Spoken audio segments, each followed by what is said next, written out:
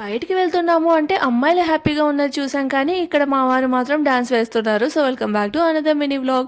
యాక్చువల్గా మేమైతే dinner date plan చేసుకున్నాము, కానీ కొన్ని గ్రోసరీస్ తీసుకోవాలని చెప్పేసి దారి మధ్యలోనే రిలయన్స్ మార్ట్ కనిపిస్తే సర్లే అని చెప్పేసి లోపలికి వెళ్ళాము.